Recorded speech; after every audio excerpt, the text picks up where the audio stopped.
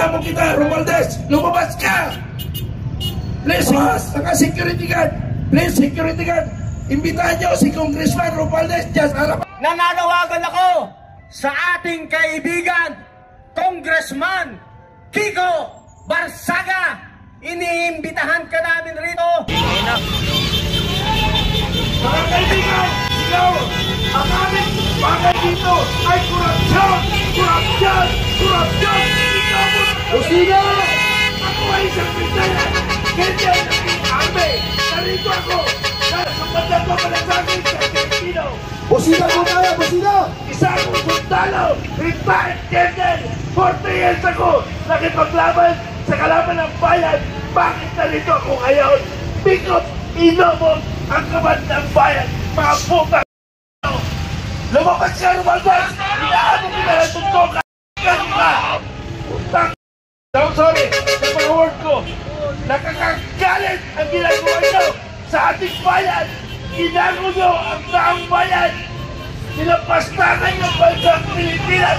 Gago!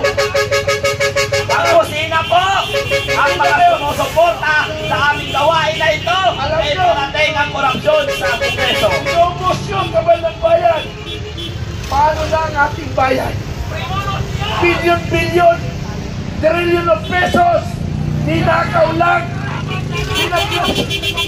inaksa nyo lang, busina lang po tayo. Mga kaibigan, isa ko retiradong Colonel sa Army, 40 years ako nakipaglaban. Magbusina po tayo! At dito ako ngayon nagsasalita, hindi ko makakayanan ang ginagawa ng Kongreso sa pagnanakaw sa kaban ng bayan.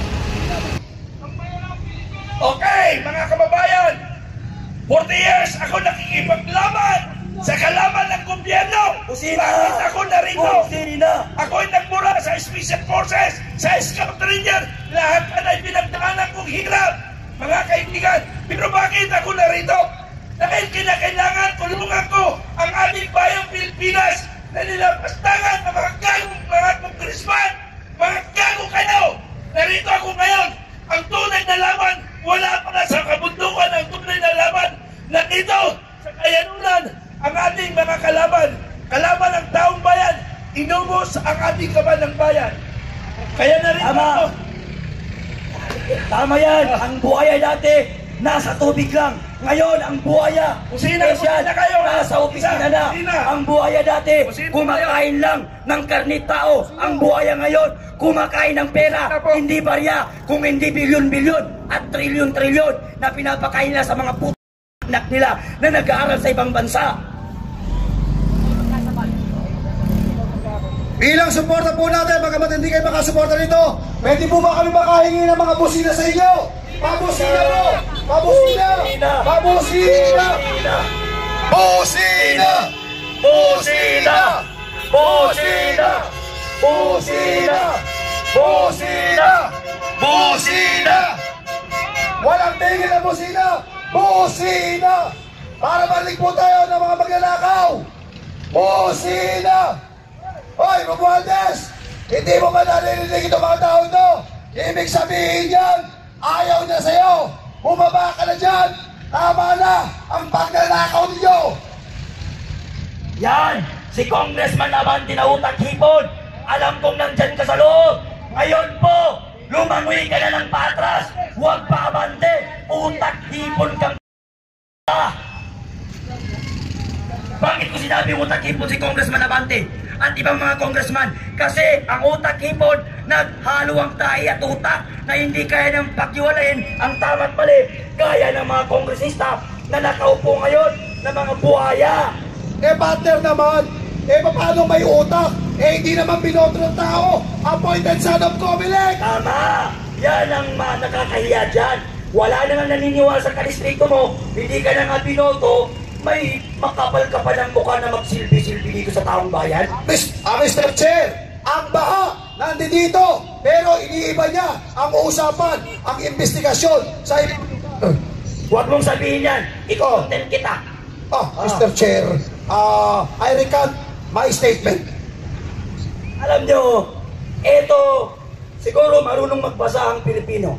ang House of Representative na yan, mangungutong, magnanakaw, mga buhay at kurakot, habang ang mga estudyante nagpapakahirap ang kanilang mga nanay at tatay sa paghahanap ng trabaho para may pambili ng uniform, pambayad ng tuition fee. Ang pera pala na pinabayad ng taong bayan na buwis, yung mga congressman, kinukuha nila para ang anak nila mag-aral sa ibang bansa, at yung pera ng taong bayan, yun ang gagastusin ng mga anak nilang piling hari at prinsesa. Alam nyo ba, si Martin Romualdez, ang kanyang anak, nag-aaral sa ibang bansa. Ang tuition fee ng kanyang anak, 10 million every month, ang putang inang yan. Mr. Chair, okay na yung budget. Na-insert ko na yung sa Misibis. Ano ang masasabi mo? Yan ang masasabi ko sa iyo dyan. Alam mo kasi partner, Okay. Patunay ho na may kinalaman sila sa mga putang ina. Pasensya na, ayoko na magmura eh. Pero napipilitan ako. Ano ho? Sila mismo umami, nag-i-insert sila eh. Sino ba may-ari ng Misibis? Sa Bicol, sa Albay? Hindi ho ba si Rizaldi ko? Ano sabi niya? Okay na yung pinag-usapan sa Misibis. Na-insert na namin ang budget. Sino nag-i-insert? Walang iba po kung hindi si Ko at saka ho itong si Tambalustos, itong si Romualdez. Ngayon, dapat pa silang managot sa taong bayan. Dapat! Alam nyo, eto partner ha, nakikita nyo yung ating mga motorista, nangarga ka ng gasolina, nagbayad ka na ng buwis. Mr. Chair, sino ba yung mga nagsasalita dito? Ipatawag mo sa Trico. Gigisahin na naman tayo dyan. Hoy, sabi ni Bongbong Marcos, karapatan namin ito. Lumabas kami rito.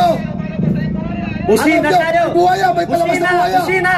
Busina, may lumalabas na buhaya. Busina, may lumalabas na buhaya. May palabas na buhaya. May lumalabas buhaya. Ayan. Buhaya. Ayan, pauwi na sa Manila Zoo. Alam mo? Pag nakapasok kami dyan, gagawin naming Manila Zoo yan. Bagay naman sa kanila eh. Isang Nakahayop retiradong sila eh. sundalo rin yung nagsalita. Isang retiradong sundalo.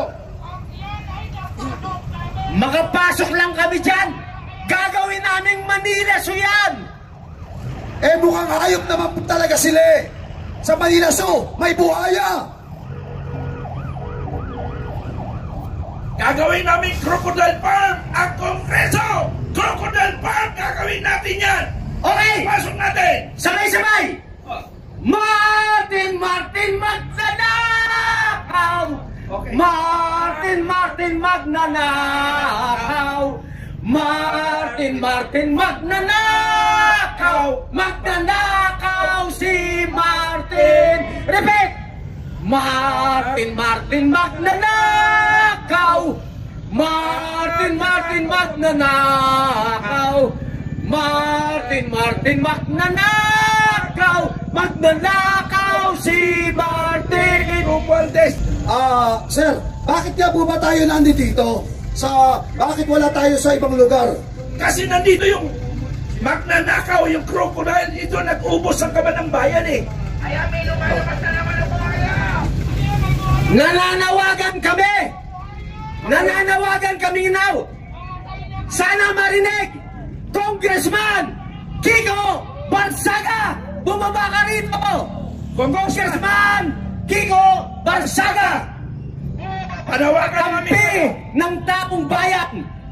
Si Congressman Kiko Barsaga ay isang Jesse kabataan, kakampi ng taong bayan. Nananawagan ako sa ating kaibigan, Congressman Kiko Barsaga.